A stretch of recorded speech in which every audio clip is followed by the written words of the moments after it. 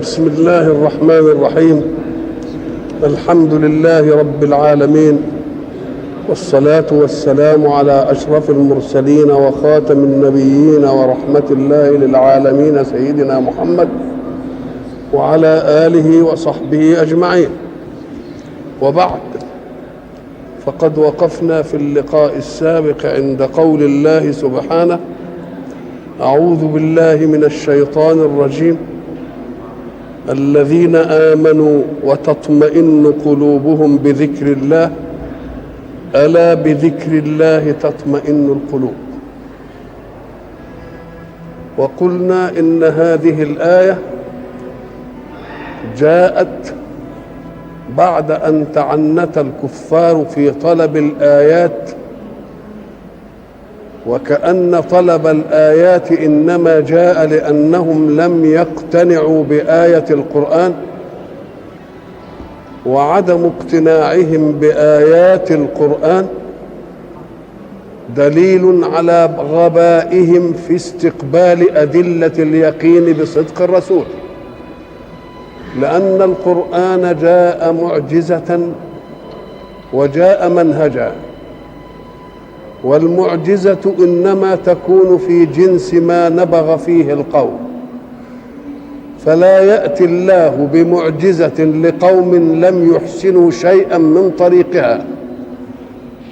لذلك كانت معجزة كل رسول متفقة مع نباغات قومه في أي فن من الفنون. فالذين كانوا يمارسون السحر جاءت المهمة في المعجزة مناسبة لذلك، والذين كانوا يعرفون الطب جاءت المعجزة موقوتة بمعرفتهم ذلك.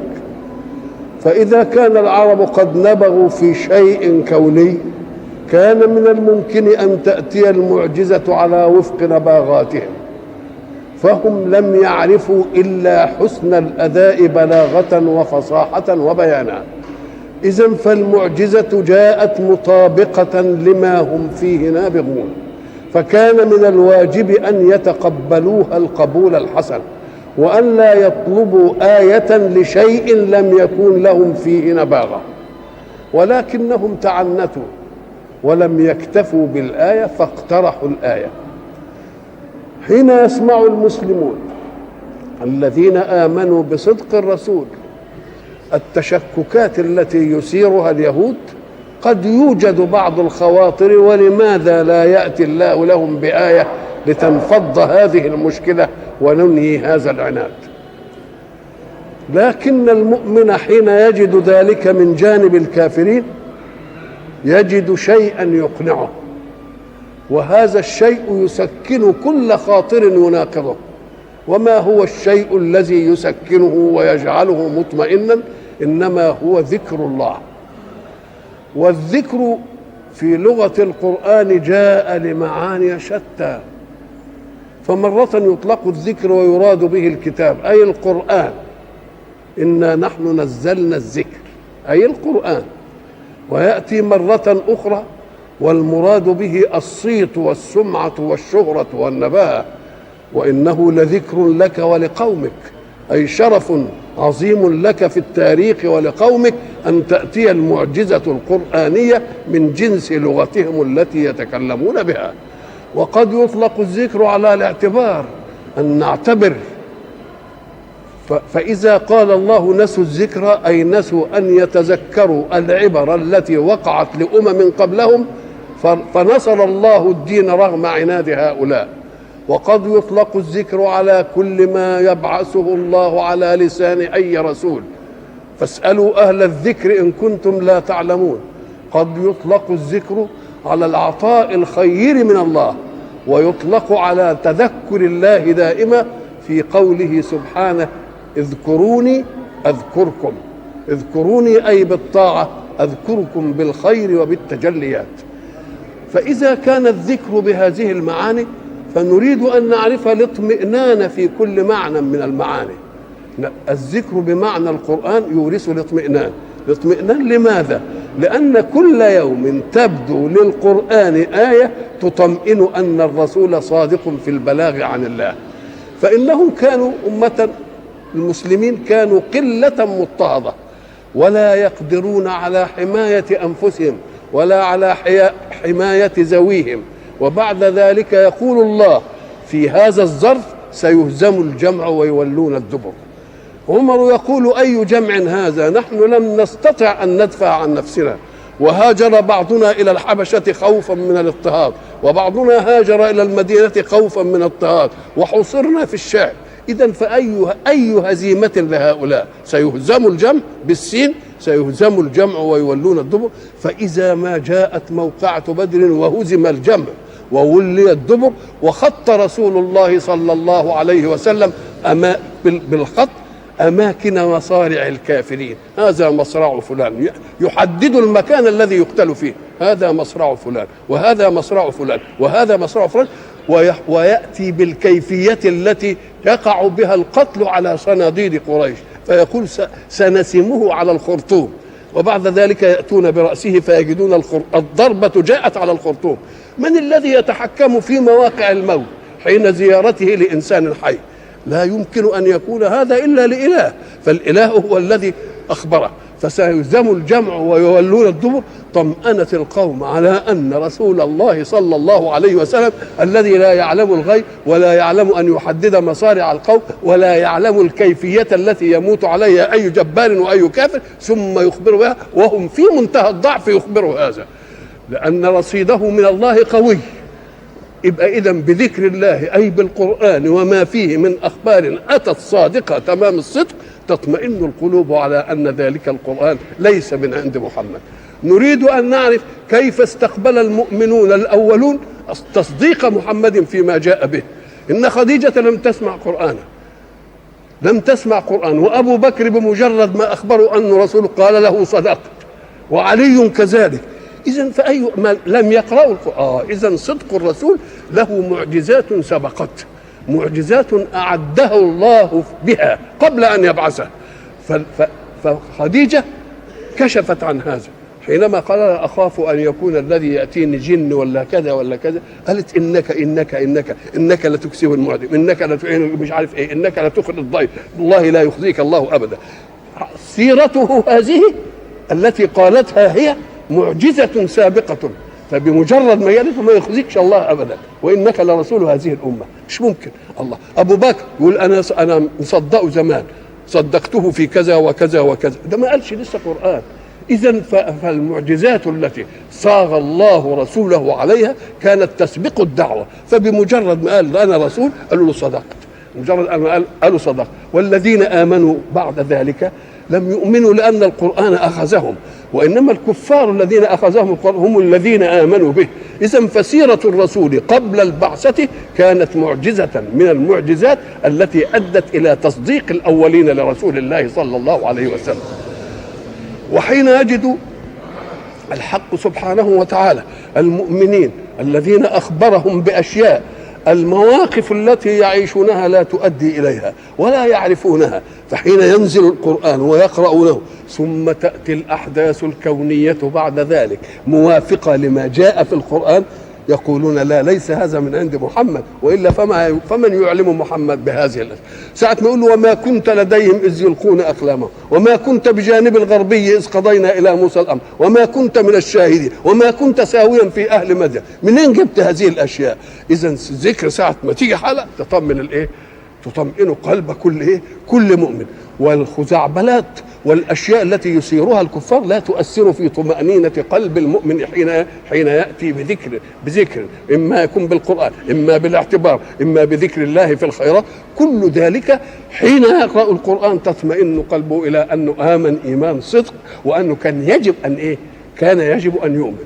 وتعدت المسألة لا في محيطهم البيئي المحدود، لا، تعدت إلى العالم الواسع بجناحيه الشرقي في فارس والغربي في الرومان. ايه اللي يخلي محمد عليه الصلاة والسلام يعرف الأخبار دي ومش يعرف أخبار النهارده؟ يقول ده حد جه قال له؟ لا، ده يعرف أخبار يوقتها بزمن، في بضع سنين لله الأمر من قبل ومن بعد.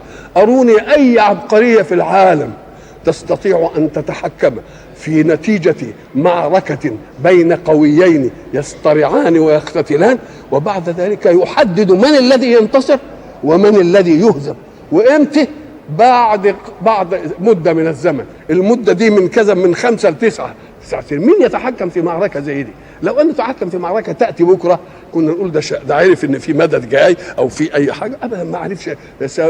قال إيه؟ وهم من بعد غلبهم سيغلبون في بضع سنين، لله الأمر من قبل ومن بعد.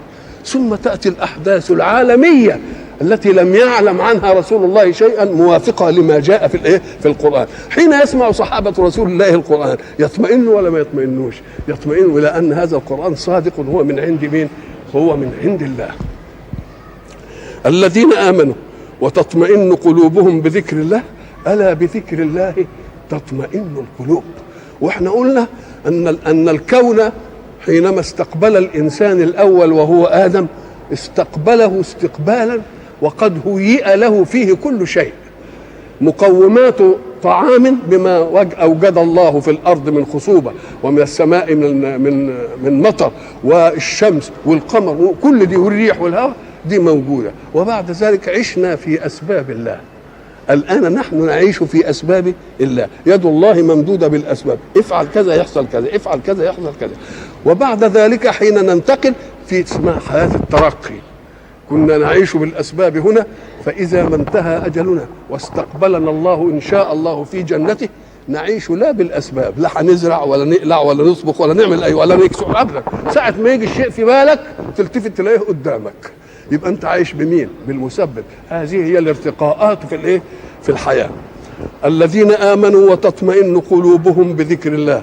وكلمة تطمئن قلوبهم كأن الاطمئنان مستوعب لكل القلوب، مش بيطمن ده في ناحية وده في ناحية وده في ناحية، كل واحد له زاوية يضطرب فيها قلبه، يجي له الذكر يقول له لا اثبت. ألا بذكر الله تطمئن القلوب. الذين آمنوا وعملوا الصالحات طوبى لهم وحسن مآب. طوبى من الشيء الطيب، فعلى من الشيء الطيب. طوبى لهم أي سيلاقون شيئا طيبا في كل مظاهره، شكلا ولونا وطعما ومزاجا وشهوة، كل حاجة يشتهوها يلاقوها. فطوبى، لذلك انت تقول فلان طوبى له. طوبى له يعني ايه؟ يعني الأمر الطيب كله بكل نواحي الطيب موجود ايه له. وحسن مآب أي حسن مرجع إلى الذي خلقهم أولا وأعاشهم في الأسباب ثم أخذهم ليعيشوا بالمسبب الأعلى بكن فيكون. الذين آمنوا وعملوا الصالحات طوبى لهم وحسن مآب. أراد الحق سبحانه وتعالى بعد ذلك أن يقول للرسول إن كل رسول جاء أمة من الأمم جاء بمعجزة تؤيد صدقه، وأنت رسول من الرسل، سبقك رسل، كل الرسل جات لهم آيات مناسبة لأقوامهم، فأنا أرسلت معك آية مناسبة لقومك، وإلا فقول لي نبغين في أي إيه علشان أجيب لهم آية منه. مش نبغين في حاجة أبدا، مش نبغين إلا في صناعة الكلام، في صناعة البيان، في صناعة المعلقات، في سوق عكاظ، في سوق زي المجنة، كل ده هو ده اللي نبغين فيه. فأنا بجيب المعجزة من إيه؟ إذن فمنطقي معك كمنطقي مع سائر الرسل الذين تقدموا، جئت لهم بمعجزات من جنس ما نبغ فيه قومهم حتى تتأتى الحجة ويتأتى التعجيز. أما لو جئت بآية لا يعرفون فيها شيئا لقالوا لو عالجنا هذا الأمر من أول كنا نجيب أحسن منه، لا أدنتوا عالجتوه وأدنتوا نبغى فيه وأدنتوا كذا وأنتوا. يبقى إذن الإرسال للرسول بالمعجزة القرآنية التي لم يقتنع بها الكفار إنما جاء مطابقا لمنطق الوحي مع رسالات السماء كلها. فقال كذلك أرسلنا في أمم قد خلت من قبلها أمم وخلت من قبلها أمم وأرسلنا معجزات تناسب بيئتهم. إذن أنا لم آتي بشيء عجيب معك، إنما جئتك بآية نبغ فيها القوم. ما دام نبغ فيها القوم وعجزوا يبقى الحجة قوية. لكن لو ما كانوش نابغين في حاجة وتجيب لهم يقول لك لا ما تنفعش، لأننا لو تعلمناها كنا نبقى أحسن من كده كمان. كذلك أي كهذا الإرسال أرسلناك في أمة قد خلت من قبلها أمم لتتلو عليهم الذي أوحينا إليك وهم يكفرون بالرحمن. وهم يكفرون بالرحمن، مش يكفرون بالله، الله دي أي معبود، الله يعني المعبود، والمعبود ده بالتكليف، افعل كذا ولا تفعل كذا. فالحق سبحانه وتعالى بيجيب الاسم اللي يجب انهم كانوا يقدروا مروءة الاسم وياهم. ده الكفرة بيرزقهم ومعيشهم في نعم، الشمس لا تطلع عليهم كما تطلع على المؤمن، المطر ينزل عليهم كما ينزل على المؤمن، الارض تعطيهم كما. دي عايشين في ايه؟ مش عايشين في التكليف، ده عايشين في عطاءات الحق قبل ان يكلف. يعيش في عطاءات الحق قبل ان يكلف. فقال كان الاصول ان يذكروا ما لله من فضل عليهم، وكانوا يؤمنوا به، مش يؤمنوا بالله لان الله طالب عباده، انما الرحمن متطوع بخير، فده متطوع بخير. كان الاصول انهم يقدروا هذا الخير، وما دام انا بناديهم يا من قدمت لهم الخير ولا حول لهم ولا قوه، كان يجب ان يعتبروا ويقولوا ايه، والله ده يستحق منا ان نتجه اليه وان نستمع اوامره بالايه؟ بالتكليف. وهم يكفرون بالرحمن. ده يقول له ايه؟ يقول لك ايه؟ في صلح الحديبيه حينما جاء رسول الله صلى الله عليه وسلم هو واصحابه ووقفوا عند الحديبيه ومنعتهم قريش ان يدخلوا البيت معتمرين. حصلت المفاوضات، فلما حصلت المفاوضات نهايه هذا كله ان يصنعوا معاهده الحديبيه. ده نصر كبير. كن قريش تعترف بمحمد على انه اصبح يعاهد يؤخذ منه ويعطى، دي مساله ما كانوش معترفين الاول. يبقى اول حاجه انهم ايه؟ اعترفوا بان رسول الله ومن معه اصبحوا قوه تعاهد، لنا كذا ولك كذا. ما كانش الاول حاجه زي دي. يبقى ده اول ايه؟ اول مكسب. ولذلك سيدنا ابو بكر رضوان الله عليه يقول ما كان نصر في الاسلام اعظم من نصر الحديبيه. الحديبيه هي اللي نصر، مش فتح مكه. ليه؟ قال لك لان ابتدات قريش تعترف بالامه الاسلاميه وتدي لها معاهده وتقول لها اعملوا كذا واحنا نعمل كذا، اول حاجه. وبعدين خدوا الهدنه الطويله التي مكنت رسول الله وصحابته من ان يوم يعملوا ايه؟ يغزوا القبائل حول قريش، كل يوم سريه، كل واحد مبشر كل يوم، ويجي دول يؤمنوا ودول يؤمنوا ودول، ففرغ للدعوه في غيرهم وهم سكنوا من العداء. إذا ادهم فرصة. ما كان نصر في الإسلام أعظم من نصر الحديبية، ولكن الناس لم يتسع ظنهم لما بين محمد وربه. والعباد دائما يعجلون، والله لا يعجل بعجلة العباد حتى تبلغ الأمور ما أراد. كذلك أرسلناك، يعني كما أرسلنا الرسل السابقين بمعجزات تناسب أقواهم نباغة ومهارة، أرسلناك في أمة قد خلت من قبلها أمم. هاتوا أمة أرسل إليها رسول معه معجزة، والمعجزة ليست من جنس ما نبغوا فيه. أنا إيه؟ إذا أنا ماشي على طريقة واحدة. كذلك أرسلناك في أمة قد خلت من قبلها أمم لتتلو عليهم الذي أوحينا إليك. وهم أي الكفار يكفرون بالرحمن. ويكفر بقى، تكفر بمن أنعم. طب تكفر بطالب التكليف اللي يقول لك اعمل دي وعمل كده، يقول لك هتتدخل في حركتي ليه؟ تتدخل. يكفرون بمين؟ بالرحمن. وهم يكفرون. قالوا لا نعرف رحمنا إلا مسيلمة. فلما جاءهم عشان يعملوا المعاهدة مكتوب فيها ايه؟ هذا ما تعاقد عليه محمد رسول الله. فسهيل بن عمرو قال له حيلك، لو علمنا انك رسول الله ما حاربناك. المسألة لا، المسألة دي فيها خلاف، لازم تجيب في العهد الشيء اللي احنا متفقين. فأصر صحابة رسول الله انه يكتب رسول الله. النبي قال لهم اكتبوا كما يحبون، هذا ما تعاقد عليه محمد بن عبد الله، بلاش رسول الله. سيدنا الامام علي وقف يقول لك لازم اكتبها. يقول له ما تكتبهاش، يقول له لازم اكتبها. يوم الحق سبحانه وتعالى ينطق رسول الله صلى الله عليه وسلم فيقول لعلي ستسام مثلها فتقبل. ستسام مثلها فتقبل. انت مش قابل ليه؟ فلما شوف بقى بعد ما جاء عمر وابو بكر وجاء عمر وجاء عثمان وجاء علي، وقامت المعركه بين معاويه وبين مين؟ وبين علي. وبعد ذلك حبوا يعملوا ايه؟ معاهده. فلما جم يعملوا معاهده قال هذا ما تعاقد عليه علي بن ابي طالب امير المؤمنين. قال له حيلك، لا كنا مؤمنين بانك امير المؤمنين ما كناش حاربناك. فقال صلى الله وسلم على سيد رسول الله ستسام مثلها فتقوى وقبلها. برضه من ضمن الاشياء اللي تثبت مين؟ تثبت الايمان. كل جزئيه تيجي في اي حاجه تثبت الايه؟ تثبت الايمان. تيجي مثلا يجي عمار بن ياسر كان في فئه من ويا علي، وبعد ذلك قتله جنود معاويه. فالمسلمين قالوا اوه ويح عمار تقتله الفئه الباغيه. اذا ففهموا ان اي فئه بغت اللي مع معاويه، فجم الناس اللي كانوا ويا معاويه من المعسكر بتاعه الى معسكر مين؟ الى معسكر ايه؟ الى معسكر علي. فيجي ايه؟ معاويه بقى كان من الدهاء بمنزله، قال انما قتله من اخرجه. ده لما عمرو بن العاص ذهب اليه وقال له انه فشت فاشيه في الجيش ان هي استمرت ما حدش هيفضل ويانا. ايه وما هي؟ قال لما قتلنا عمار بن ياسر ذكر الصحابه ان رسول الله قال ويح عمار تقتله الفئه الباغيه. ففيهم من ان الفئه الباغيه هي اللي معانا، فعمالين يتسللوا منا كده.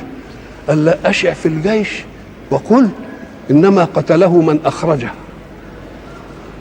قتله من اخرجه يعني مين؟ يعني علي. فلما بلغت الكلمه لعلي ما شاء الله قال لهم اذا من قتل حمزه بن عبد المطلب. يبقى النبي اللي قتله بقى لانه هو اللي طلعه للقتال. فنامت الايه؟ نامت الفتنه. كذلك ارسلناك في امه قد خلت من قبلها اي بمعجزات تناسب ما نبغوا فيه ومهروا، ونحن كذلك بعثناك بمعجزة تناسب ما نبغ فيه القوم ومهروا. فطلبوا آية من غير ذلك يبقى جهل بواقع رسالات وتعنت يقصد به إبعادهم عن عن الإيمان. وهم يكفرون بالرحمن قل هو ربي. هم يكفروا وانت تصادم تقول ايه؟ هو ايه؟ هو ربي. كلمة هو ربي دي علشان تنسجم مع كلمة الرحمن. بقى الرحمن اللي منعم عليكم النعم دي كلها، وبل هو ربي المتولي تربيتي. قل ده لو لم يكن إلا أنني بدي أكافئ اللي رباني هذه التربية ومد لي في الحياة هذا المد وأعطاني مقومات الحياة كده، لا كان بزيادة. قل هو إيه؟ قل هو ربي لا إله إلا هو. وما دام ربي ولا اله الا هو مش هبقى لفوت التفت للاله ده مره ولده مره ولده مره، لا ده هو ايه؟ اله واحد. ولذلك ربنا بيقول يا ربنا بيقول لنا اعرفوا ان المؤمن باله واحد ارتاح. ليه؟ يجيبها في القران عشان تطمئن برضه القلوب. ضرب الله مثلا رجلا فيه شركاء متشاكسون. الشركاء يا ريتهم متفقين، كانوا يقول للعبد ده يخدمنا النهارده وانت بكره وده بعده وده بعده، كنا متفقين. ده هم مختلفين. اذا لذهب كل اله بما خلق. ضرب الله مثلا رجلا فيه شركاء متشاكسون ورجلا سلما لرجل. راجل ملوش الا سيد واحد، ان هو اللي يبقى مرتاح، اللي عنده 10 ملكينه ولا اللي ما فيش ملك ولا واحد؟ يبقى الواحد. فالاله الواحد هو ده اللي يريحك. قل هو ربي لا اله الا هو عليه توكلت. الانسان لا يسلم نفسه الا لمن يثق في انه امين على الاسلام. اسلمت نفسي الواحد اقول ايه في قضيه؟ اقول له والله اللي يحكم به فلان انا راضيه. طب انا وكلت فلان في كذا. ما يسلمش نفسه الا لايه؟ إلا لمن يرى أنه أمين على هذا الإسلام. ومش أمين بس، قد يكون أمينا وضعيفا لا يقدر على الحماية. يبقى لازم يكون إيه؟ أمين وإيه؟ وقوي أمين. قوي أمين. طيب فإذا كان الإنسان يسلم نفسه إلى واحد، يحكم أنت إن هو شهد للواحد بأنه إيه؟ أمين عليه وأحكم منه وأقدر على تنفيذ مطلوبه. والا لو كان قوي بذاته ما يوكلش حد. اذا الرسول في المعركه العنيفه دي وصناديد قريش وهو الى اخره بيقول ايه؟ عليه توكلت. يبقى معناها ايه؟ شهاده منه بان هو ده الايه؟ القوي الامين علي الحكيم اللي كلها. فاذا قلت ويقول مش توكلت عليه، لان الفرق بين توكلت عليه وعليه توكلت، فيه فرق كبير. توكلت عليه من الممكن أن تعطف أيضا وعلى فلان وعلى فلان وعلى فلان، ما يمنعش غيره، إنما عليه توكلت يبقى لوحده بس، فيش وياه غيره. ولذلك بنقول مش نعبدك يا الله، يمكن بتعبده وتعبد واحد تاني زي اللي بيعبدوا الشركاء. أم قال إياك نعبد، يعني إيه؟ يسموه اسمه قصر، ده اسمه حصر العبادة فيه فلا تتعداه إلى إيه؟ إلى غيره، ولو أنها أخرت لجاز أن يعطف إيه؟ يعطف عليها. قل هو ربي لا اله الا هو، يعني ما فيش تشاكس، هو اله واحد، بناخد امر من جهه واحده. ولذلك تعالى بقى لما يكون في اداره كده وفيها مثلا رئيس، وبعدين فيها رئيس ادى لحد صلاحيه تانية يبقى مش عارف ايه، والتاني ايه والتاني ايه، يقوم يقول له اسمع انا ماليش الا رئيس واحد، انا ما باخدش امر الا من فلان. يبقى ده معناه ايه؟ انت هتقول لي اعمل كذا وده يقول اعمل كذا، ماليش دعوه بالكذا، انا اخد اوامر من مين؟ هو قال كده بس، هو اله واحد اللي انا هاخد اوامر منه. قل هو ربي لا اله الا هو عليه توكلت، وعليه الان في حياتي انا توكلت، ومرجعي اليه. مش انا اتوكل عليه اتكل عليه وبعدين يسيبني، لا، ده انا رايح له هو برضه. ولو ان قرانا سيرت به الجبال او قطعت به الارض او كلم به الموتى بل لله الامر جميعا. بالله انت لما تسمع هذا الاسلوب تقول ايه؟ ولو ان قرانا، فين ده لو حرف شرط، وما دام شرط يبقى لازم لها شرط وايه؟ لو زارني محمد لزرته، لو كان الامر الفلاني لكان الامر الفلاني. انما انت تجيب شرط وتقف عليه كده تبقى الكلام ناقص. تعالى ولو ان قرانا سيرت به الجبال او قطعت به الارض او كلم به الموتى، طب ايه يا رب لكان ايه اللي يحصل يا رب؟ يبقى الكلام ناقص لسه ولا لا؟ هو ناقص في اعرافنا انما كامل في من تكلم. ولو ان قرانا سيرت به الجبال او قطعت به الارض او كلم به الموتى، لازم تقول لي كان يجرى ايه؟ ما قالش يجرى ايه. ام قال لك دي تاركها علشان يقظة المستمع اللي بيتدبر القرآن، وما دام بيتدبر القرآن كله يجيب الآيات اللي زي دي. لو أن الإنسان افتكر مع الآية دي ولو نزلنا عليك كتابا في قرطاس فلمسوه بأيديهم لقالوا إن هذا إلا سحر مبين، يبقى الكلام تمام ولا لا؟ أدي شرط وأدي إيه جواب. ولو أنا نزلنا إليهم الملائكة وكلمهم الموتى وحشرنا عليهم كل شيء قبلا ما كانوا ليؤمنوا به، يبقى في جواب ولا لا؟ يبقى إذن كل نظائر هذا نأخذ أن جوابها معلوم من سياقات شتى الأساليب في القرآن. فيبقى إيه؟ يبقى معناه إيه؟ ولو أن قرآنا سيرت به الجبال أو قطعت به الأرض أو كلموا به الموتى لما آمنوا، سيدك تمام، لما آمنوا على الأول. ولو أن قرآنا سيرت به الجبال، طب قال إيه ودي إيه يعني؟ اشمعنى هي تسير الجبال وتقطع الأرض وتكلم الموتى؟ قال لك ما هو عبد الله بن أمية كان بيقول لرسول الله صلى الله عليه وسلم إننا أمة نعيش في ضنك الوادي، ما اسمها وادي غير ذي زرع، جبال محصورة كده وعايشين في ضنك. وبعدين لما يروحوا مثلا الشام يجدوا أراضي واسعة وبساتين فيحاء ورياض غناء وزهور وثمار ومش عارف إيه. قال له يا سيدي ما دام انت ليك منزله كبيره كده عند ربنا، خليه يعمل ايه؟ سير لنا الجبال، زحزحها شويه كده، خليها تفك خناق عن مكه. ودي انت بتقول ان واذ نتقنا الجبل فوقهم، موسى حصل له ان نتقي الجبل فوقه، ادي واحده.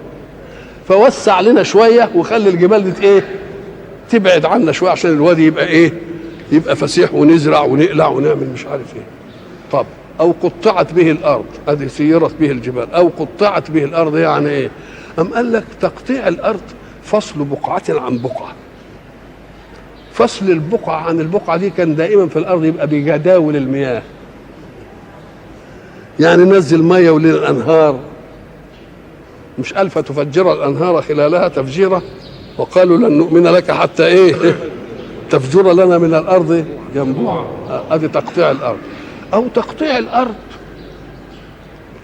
المسافر حين يسافر كل خطوة من خطواته يسيب أرضه ويروح لأرض، ولذلك نقطع المسافة في كذا، مش احنا بنقول كده نقطع المسافة في ايه؟ في كذا، نقطع المسافة في كذا، يعني الخطوة دي قطعت دي والخطوة دي قطعت دي والخطوة دي قطعت دي. طب تقطع بيه الأرض قال ايه؟ يعني ايه يعمل لنا ايه؟ يعني يعمل ايه تقطع بيه الأرض؟ طب قال ادينا بقى وسائل مواصلات علشان نستطيع اننا ايه؟ نربع في الارض، الجمال والجمال ماشيها وايد واللي مش عارف ايه وبتاع. طب ادي قطعت دي الارض. وكان بقى تقطيع الارض ده كان يزعل منه المترفين. المترف عايز المسافه بين القطعه والقطعه تبقى ايه؟ طويله. ليه؟ قام قال لك لعن عنده ايه؟ الجياد وعنده يركب ويمشي مشاش. انما الراجل اللي ما عندوش مطيه يحب ان المحطات المقطعه للمسافه تكون قريبه. احنا لما نيجي نسافر في طريق واسع كده يعملوا ايه؟ اسمه ريست ولا ايه؟ يعني حته كده يقطع ودي بوفيه ودي مش عارف ايه، عشان ايه؟ اللي تعبان شويه يرتاح. لكن المترفين كانوا يزعلوا من دي، يقول لا خلي من هنا الاسكندريه نفس واحد. ما هو عنده بقى السيارات وعنده البتاع وعنده راحته في سيارته وبتاع وحاجات زي دي. ودي مش حصلت في سبق؟ قالوا ربنا باعد بيننا وبين اسفارنا، مش كده؟ باعد بين اسفارنا. باعد بين اسفارنا ما ايه؟ يعني يعمل المحطات واسعه علشان يبقى ما يتمتعش بالمناظر دي الا مين؟ الا القادر. وهم كانوا بيروحوا الحته دي او قطعت او كلمه قال له طب كلم لنا الموتى. هو عيسى مش بتقول انت في القران عندك انه كلم الموتى واحياهم؟ كلم لنا واحد من الصناديد بتوع قريش اللي كنا نسمع كلامهم المشهورين بالحكمه، وخليه يجي كده يجي لنا يقول لنا ده الكلام ده حق ولا نساه. قالوا منها قال قصي بن كلاب ولو ان قرانا سيرت به الجبال او قطعت به الارض او كلم به الموت اين الجواب؟ لما امن. او لو ان القران مهمته هذه لكان اولى من كل معجزه ان ياتيه هو بهذا. انما القران مش مهمته هذه، القران مهمته اعجاز ومهمته منهج، مش مهمته اننا ايه؟ نسير به الجبال ولا نقطع به الارض ولا نكلم به الايه؟ ولا نكلم به الموت. يبقى ولو ان قرانا سيرت به الجبال او قطعت به الارض او كلم به الموتى لكان هذا القران. يعني ان كانت الحكايه دي يبقى القران ده هو اللي كان، انما دي مش مهمه الايه؟ مش مهمه القران. ولو ان قرانا سيرت به الجبال او قطعت به الارض. وهناك برضه قطعت به الارض معنى اخر، انهم مسكوا المعجزات اللي القران بقى يقولها او رسل او تيجي على السنه الرسل. سيرت به الجبال خدوها من واذ نتقنا اهم لكم سابقه في ان الجبل ايه؟ اترفع. طب قطعت به الارض لك سابقه في موسى ما ضربش الحجر بالعصا، ضرب الحجر بالعصا فجرت منه 12 عينه اهي دي كلما به الموتى زي عيسى ما عمل كده. يبقى اذا بيعوزوا معجزات زي ايه؟ زي المعجزات اللي سبقت مين؟ سبقت الرسل.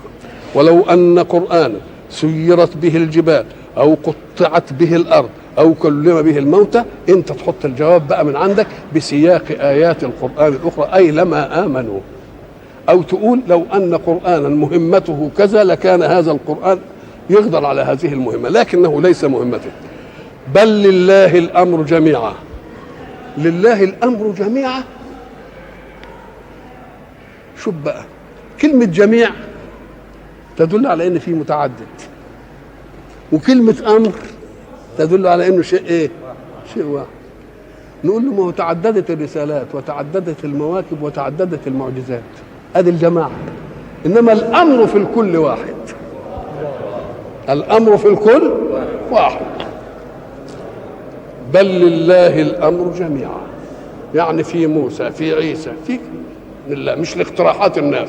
الامر لله في انه هو يختار المعجزه الملائمه مش لحد ثاني. بل لله الامر جميعا. افلم ييأس الذين امنوا ان لو يشاء الله لهدى الناس جميعا. طبعا المؤمنين كانوا يحبون ان لا توجد المعارضه من صناديد قريش، لان ده يخفف الجهد عن الطائفه المسلمه. لا يضطهدوهم ولا يؤذوهم في ارزاقهم ولا في عيالهم ولا في اي حاجه، ويعيشوا المسائل كده في منهج الله. فكان المؤمنين يحبوا ايه؟ يحبوا ان الكفار يؤمنوا. فربنا بيقول لهم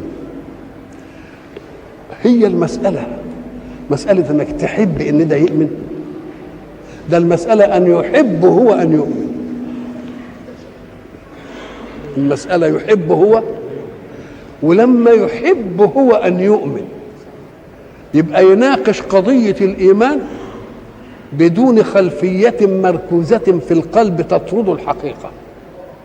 اللي عايز يناقش حاجة ما ينشحنش بحاجة مقابلة ويملأ قلبه به ثم يناقش الثانية. اللي عايز يناقش قضية ويفاضل يخرج الاثنين من قلبه ثم يبحث بالدليل العقلي الهادئ وقلبه مش مشغول بعقيدة. فأي الأشياء يستطيع أن يؤكد بالدليل والحجة يبقى دخله قلبه. إنما أنت تدخل وفي قلبك حاجة مقتنع به وتجيلك حاجة تانية، ما جعل الله لرجل من قلبين في جوفه.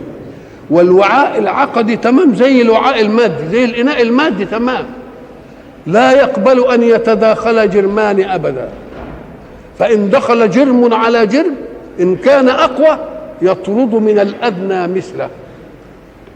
افرض ان عندي اناء وملان للاخر وجيت القيت فيه حته حديد، حجمين لا يتداخلان في مكان ابدا، وما دام ملان تبقى لما ترمي حته الحديد دي فطريه تقب شويه من الميه، لان الميه خفيفه والحديد تقيل، فتقب شويه من الميه تساوي الايه؟ لازم كده. يبقى ده في الايه؟ في الاناء المادي. كذلك الاناء العقدي. ولذلك الحديث القدسي لا يجتمع حبي وحب الدنيا في قلب، مش ممكن، ما يجوش ويا بعض ابدا. يبقى اذا فيه حيز للحجم وحيز للمعاني ايضا. فان كنت تريد حقيقه تدخل عندك من المعاني ايه؟ اطرد الحقيقه المناقضه منه، وبعدين ما تدخلش حد، وابحث الادله بتاعت الاثنين. اللي تلاقي دليله قوي يبقى دخله في ايه؟ في قلبك. هم ما بيعملوش كده، هم عندهم. ولذلك تيجي تناقش واحد يقول لك لا يا عمي انت ما تتناقش، ده انت عندك راي مسبق. عندك ايه؟ راي مسبق. ما دام في راي مسبق وحالل هنا يبقى راي مش هيجد له مكان، يبقى لازم تطلع الراي ده وتناقش ايه؟ الاثنين. فالمؤمن الذي يعني سارع الى الايمان عمل كده، واللي ما سارعش الى الايمان كان في قلبه عقيده وبده يدخل يبحث عقيده الاسلام وقلبه مشغول بالعقيده، نقول له ما ينفعش. يبقى اذا انت يا مؤمن عايز دول كلهم يبقوا مؤمنين صحيح، انما هم مش عايزين. لو كانوا عايزين كانوا يعملوا ايه؟ كانوا يخلعوا العقيده الاولانيه ويبحثوا الاثنين وهم بره، وبعدين الاسمح بالدليل يدخل عنه. ولذلك ربنا سبحانه وتعالى يعلمنا كيف نصل الى الحقائق بسهوله. يقول ايه؟ أعوذ بالله من الشيطان الرجيم. قل يعني يا محمد لمن كفر بك إنما أعظكم بواحدة أن تقوموا لله مثنى وفرادا ثم تتفكروا ما بصاحبكم من جنة. بقى الله بيقول له قل لهم أنا هعظكم عظة، وأنت لا تعظ إلا من تحب أن يكون على الحق.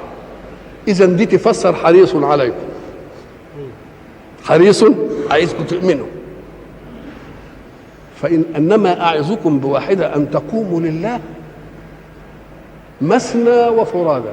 إذا تقوموا لله دي ما تقومش لجاهك، ما تقومش لسيادتك اللي هتسلب، ما تقومش لأن واحد هيجي يرأسك، ما تقومش لأن أنت خايف لا العبيد يبقوا يسووك. قومها لمين؟ لله. أدي أول مرحلة، أن تقوموا لله مثنى وفرادى. مثنى يعني اثنين، كل اثنين يقعدوا مع بعض كده ويتناقشوا في العمليه دي. وفرادى او فرادى يعني الواحد يقعد بينه وبين نفسه كده ويقول انا هقف النهارده بفكري لله، مش هتحيز لحاجه ابدا. طب محمد كذا، محمد صفته كذا، محمد عمل كذا، اذا القران بيقول كذا، القران بيقول كذا. لما يناقشها بينه وبين نفسه يهتدي للحق. او على الاكثر اثنين. ليه؟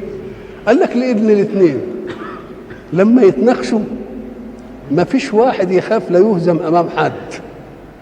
لما بيجي ثالث انا عايز اعمل قيم قدامه وده عايز يعمل قيم قدامه، انما انا وانت الاثنين هات لي اي خلاف بين اثنين ويقعدوا لوحدهم كده ويقولوا تعالى ايه الخلاف اللي بيننا وبين بعض ايه؟ كذا كذا كذا كذا. ما يصغرش واحد مني قدام حد، انما هنصغر قدام بعضنا، قدام بعضنا. فانا ان كنت حد الحق ما اصغرش اقول لك ده فلان عمل، وان كنت اخذ الحق ما اصغرش امامك. يبقى لله مثنى وايه وفرادى، ثم تتفكروا ما بصاحبكم من جنه. اعرفوا الجنه دي هي ايه؟ الجنه هي ده، الجنه دي اختلاط العقل. اختلاط العقل يعمل اعمال منطق العقل لا يرتضيها. ولذلك الحق سبحانه وتعالى يقارن بين العقل دي والخلق. معنى خلق فلان عنده خلق يعني ايه؟ يعني عنده صفات هي على الجاده من الفضائل، صادق امين وفي مش عارف ايه، كل الخصال الحلوه دي. الخصال دي من اللي بينظمها في مواقفها؟ الفكر العقلي اللي بيخلي ده الموقف ده يحتاج شده، الموقف ده يحتاج لين، الموقف ده يحتاج حكمه، الموقف ده العقل هو اللي بيرتب لها تدبير الايه؟ البدائل. لما يجي العقل يقعد يرتب لها يبقى اذا الخلق ما يجيش من مجنون، الخلق ما يجيش من مجنون، لانه ما عندوش آلة الاختيار بين البدائل. ولذلك لا احنا بنحاسبه ولا ربنا بيحاسبه، لان آلة الاختيار بين البدائل مش موجوده. فلما يكون ربنا بيقول ابحثوا في المسألة وفي الجنة دي اللي بتقولوا عليها دي، شوفوا هو عنده خلق ولا ما عندوش. بشهادتكم عنده خلق، بدليل ان مهام الامور بتاعتكم تطعنوها عنده الامين بتاع القوم، بدليل انه لما دخلوا انتم مختلفون على بناء الكعبه ارتضيتم ايه؟ ارتضيتم حكمه، يبقى ده خلق. ولذلك لما يقول اعوذ بالله من الشيطان الرجيم بسم الله الرحمن الرحيم النون والقلم وما يسطرون ما انت بنعمه ربك بمجنون، يجيبها بقى الدليل اهو وانك لعلى خلق عظيم. هو المجنون يبقى على خلق عظيم ابدا؟ ما يجيش الكلام ده، ما تجيش منه ابدا، ما يقالش عنه.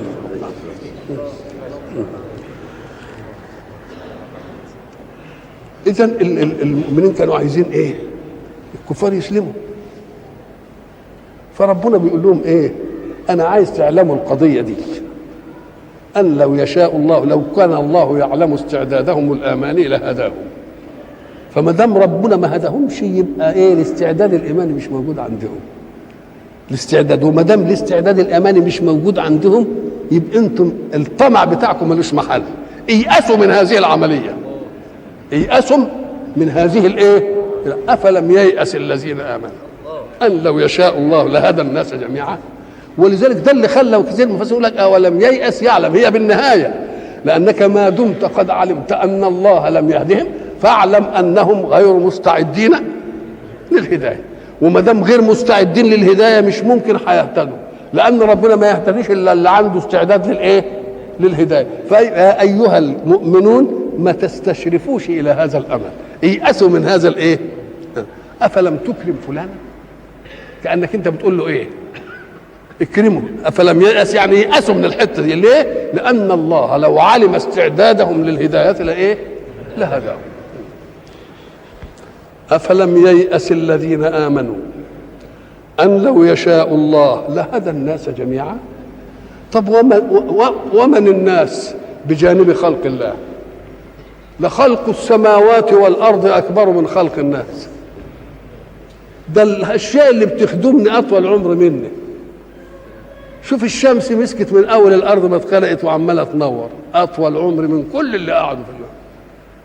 والقمر والنجوم وكل دي ايه؟ انت خلق السماء والارض ده انت مساله بسيطه من ان لو يشاء. وانا هديت دول ولا ما هديتهمش؟ ده انا مشيتهم على زي ما بيقولوا على العجين ما يلعبطوا. في شمس عصت يوم وقالت والله الناس دول بقوا وحشين قوي النهارده ما نش طالع، ماليش مزاج اطلع. كافر ولا مؤمن الامور ماشيه عليه مذلله له مسخره، ما فيش حاجه ابدا. فاذا كنت انا عملت في الاخوه كده انا ما اقدرش اعمل في الادنى. انما انا ليه مراد، هذا المراد ان المسخر لامري اللي ما بيخالفوش، اللي انا خلقته خلقه كده مسخره ما يقدرش يخالف فيه، ده دل على قدرته، دليل على قدرة الحق على كل مقدور في الكون. إنما ما يدلش على المحبوبية. ليه؟ قال لك اللي يدل على المحبوبية إنك أنت تأمر فيطيعك من الصالح لعصيانك. هذه الأمور. لما احنا قلنا زمان لما نجيب عبد نربطه في سلسلة، وعبد نسيبه مطلق كده، ثم انا جبت عايز اللي فيه سلسله، تعال يا سعيد. سعيد له قدره على الا يجيء، يبقى دل على قدرتك انت بقى، دل على قدرتك، وان قدرتك مش هتتخلف عنها، يضعف منك. انما الثاني مطلق، تعال يا مسعود، وهو ما فيش فيه لا سلسله ولا يتنه جاي لك جري. اللي جاي لك جري لا جالك بصفه القدره عليه ام بصفه المحبوبيه لك؟ بالمحبوبية. يبقى خلقنا مختارين لنثبت لله صفة المحبوبية ولو في واحد من الخلق يؤمن به. إلى لقاء آخر.